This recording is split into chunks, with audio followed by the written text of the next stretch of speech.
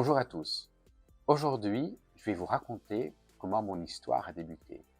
Je suis Patrick Bogart, président de GPS Monaco Group. Bienvenue à tous sur la chaîne Insights by GPS Monaco Group.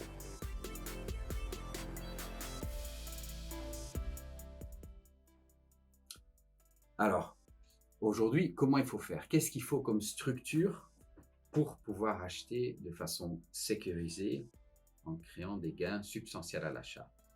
Euh, Même si je vais vous dérouler un peu la structure actuelle, il faut savoir qu'il y a 20 ans, c'était une vraie complexité. Dans beaucoup de métiers, je pense par exemple au comptable, on sait que si on veut gérer un bureau comptable, il faut X personnes à ce poste-là, il faut un commissaire au compte, il faut une collaboratrice, une secrétaire pour accueillir les clients, etc. Dans notre métier, c'était beaucoup plus compliqué parce que je n'avais pas d'exemple autour de moi. Donc, au fil des années, avec les gens qui m'ont accompagné, et surtout, il y a beaucoup d'idées qui sont venues des gens qui m'ont accompagné, et j'ai eu cette chance, et j'ai cette chance d'avoir aujourd'hui des équipes fortes et performantes. C'est qu'on s'est rendu compte que déjà la première chose à faire, c'était de créer, en l'occurrence pour nous, un bureau en Asie, en particulier en Chine. On est basé à Ningbo, qui est juste en dessous de Shanghai. Enfin, c'est à 2 heures de TGV, où maintenant ils ont construit un pont, on peut traverser directement la mer. Ça, c'est un point important. Donc, comment aujourd'hui ça se structure? On a 3 bureaux.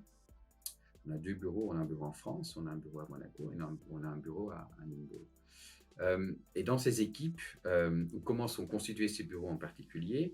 Vous allez avoir une équipe commerciale, c'est important. Hein, il faut qu'on puisse se faire connaître et surtout servir le client. Nous, on voulait, vu la multitude d'échanges qu'il y a avec un client, qu'il y ait une personne centrale qui, elle, est au courant de tout ce qui se passe. Alors pour ça, bien sûr, on a développé un CRM ERP qui a été déployé depuis toutes ces années et surtout adapté et personnalisé pour qu'on puisse connaître tous les process, qu'on puisse savoir qui a fait quelle action à quel moment, où sont les documents nécessaires pour obtenir un certain certificat, qui l'a fait à quel moment, etc. Les calculs de volume de transport, l'obtention des droits de douane, quelle est la meilleure solution pour transporter la production. Alors souvent, on part sur par exemple un conteneur ou 2 palettes, sauf qu'à la fin, les clients ils disent non, mais j'aimerais bien avoir 5 pièces pour montrer à ma direction, ou je veux avoir 5 pièces parce que justement, je vais les présenter à un salon. Donc voilà, il faut faire du FedEx ou de l'aérien, vous voyez, donc souvent ça devient plus complexe qu'on avait imaginé initialement. Après, il faut que tout ça soit beau et différencié. Donc pour ça, on a commencé avec une première personne au département marketing, après avec une deuxième, une troisième, une quatrième, etc. Parce qu'on s'est rendu compte que les clients avaient besoin de fiches produits, de manuels, de displays, euh, de, d'une vidéo de montage, d'une vidéo d'utilisation. Et tous ces supports-là, on voulait nous absolument les apporter aux clients, surtout qu'on est en contact direct avec les fabricants, avec notre équipe sur place, ce qui nous permet de obtenir tous les supports, hein, les photos, les échantillons, les produits qui sortaient de la chaîne de production pour créer tous ces supports. Et bien sûr, il y a la qualité. Donc la qualité, c'est un point très important. Je pense que c'est une partie dominante dans notre métier à nous parce que on ne sait pas ce qu'on ne sait pas. Et une des choses qu'on ne sait pas, c'est que quand on va travailler avec une autre culture, on va parler d'ailleurs plus tard de l'aspect culture parce que la différence culturelle est un changement profond dans la collaboration commerciale. Donc c'est pour ça qu'on va traiter séparément. Mais typiquement, par exemple, si vous travaillez avec la Chine, la réponse va toujours être oui, ou par respect, ou simplement culturellement, voilà, ils ne vont pas offenser quelqu'un en disant non. Donc, quand vous dites vous avez bien contrôlé ça, ils vont vous dire oui, oui, oui, on l'a fait. Après, un peu les ingéniosités parfois chinoises qui vont faire quoi, un certificat qui est copié, c'est pas si grave que ça, etc. Donc, du coup, aller organiser du contrôle qualité selon nos règles et selon nos normes, c'est quelque chose de très important. Et souvent, quand vous travaillez avec une usine, vous allez avoir des sous-traitants de ces usines. Donc, est-ce que vous allez contrôler les sous-traitants aussi? Est-ce que la matière première doit être vérifiée à chaque fois ou pas? Oui, donc c'est tout un sujet. Donc, j'ai parlé effectivement de la logistique, de la qualité, du département marketing, et après, vous avez les responsables projet. Alors, nous, on a préféré de créer une équipe dont les responsables projets sont biculturels, donc ce sont des collaborateurs qui ont grandi en Chine, qui ont fait leurs études là-bas, et qui sont venus après vivre ici en France et qui du coup ont la double culture. Elles connaissent ben, leur culture de base, c'est la culture chinoise, mais ils sont très au courant de nos habitudes ici. Une fois qu'on habite depuis 5 ou 10 ans en France, on connaît, souvent ils se sont remariés ici, ou mariés ici plutôt, et ils ont complètement intégré ben voilà, notre conception d'un produit, aussi l'obligation d'un engagement. Hein, quand on dit à quelqu'un qu'on va le faire, mais il faut bien le faire. Donc après, comment ça se constitue? Ben, vous allez avoir dans différents bureaux, donc ça on l'a un peu géographiquement organisé en fonction des compétences et des besoins spécifiques. Vous allez avoir donc un département financier aussi, parce qu'il y a toute la gestion financière. Il faut aussi s'assurer de la santé financière du fournisseur chinois qu'on va payer, par exemple.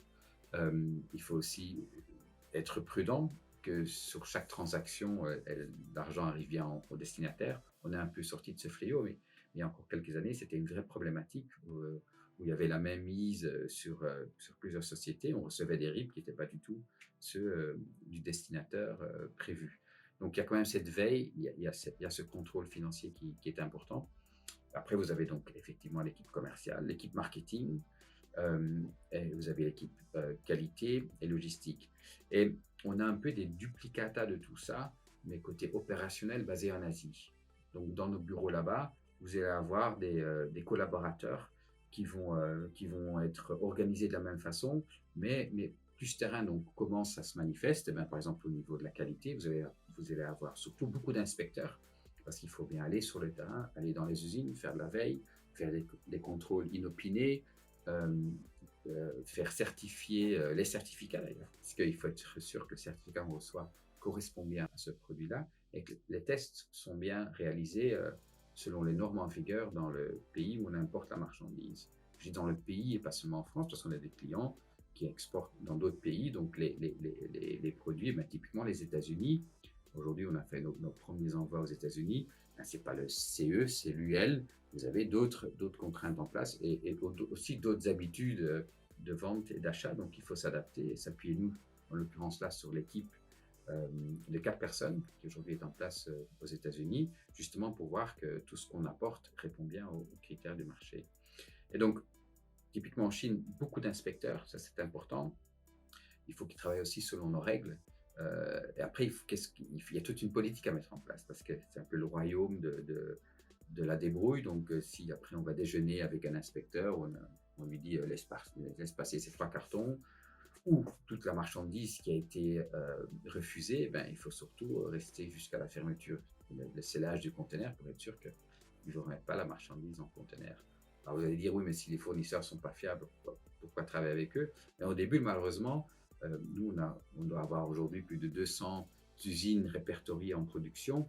Si vous ne prenez pas des précautions pendant les premières productions, ben, vous pouvez avoir ce genre de soucis. Bien sûr que après plus de 20 ans, on a une base de fournisseurs qui sont fiables, qui sont plus qu'honnêtes, qui font des prix, on peut demander ailleurs, et c'est ce qu'on fait hein, souvent, mais ils restent très compétitifs.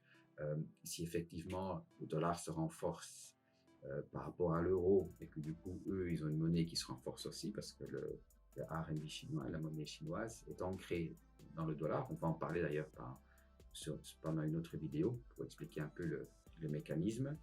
Ben, c'est important aussi que lui joue le jeu et nous fasse bénéficier des baisses de coûts. Et la même chose pour la matière première. Si elle monte, on peut comprendre qu'il y a des hausses de tarifs. Si elle baisse, il faut aussi qu'il joue le jeu. Donc, il y a tout un aspect au niveau du contrôle qualité. La logistique, même chose. Le département logistique local, ici, doit pouvoir recevoir toutes les informations nécessaires pour pouvoir tenir le client au courant en temps et en heure. C'est un aspect important. Le marketing, il va demander des supports, des vidéos, éventuellement du produit, les manuels, etc., etc. Après, au niveau du département projet, ben, bien sûr, eux, c'est leur relais. Donc, ils travaillent en direct avec les usines, mais aussi en direct avec le bureau en Chine pour que toute l'information soit saisie en temps réel dans notre ERP et qu'on puisse suivre au jour près tout ce qui se passe. Et si effectivement il y a un souci, il y en a souvent, ben, on le constate dès qu'il apparaît et on peut le résoudre pour qu'on puisse continuer et respecter la chaîne de production. Donc vous voyez, il y a de nombreux sujets, il faut des équipes. Moi j'ai cru, et je vais conclure avec ça, moi j'ai cru initialement que si on gardait une petite équipe, ça voulait dire faible coût, euh, c'était pas la bonne formule. Ce qui marche vraiment, et ça aujourd'hui c'est prouvé, c'est qu'il faut avec une équipe pouvoir déployer un énorme chiffre d'affaires ou du moins faire beaucoup de produits. Aujourd'hui, on importe à peu près 4 millions de produits par an, ce qui nous permet avec une équipe restreinte d'une trentaine de personnes d'importer ces 4 millions de produits. Et là, vous pouvez être très compétitif avec vos tarifs. Et un ingénieur qualité qui est une personne qui, voilà, qui, si vous prenez pour importer un produit, ça va coûter un peu cher, mais si vous pouvez justement l'amortir sur 4 millions de produits, ça n'a quasiment aucun impact sur le prix de produit.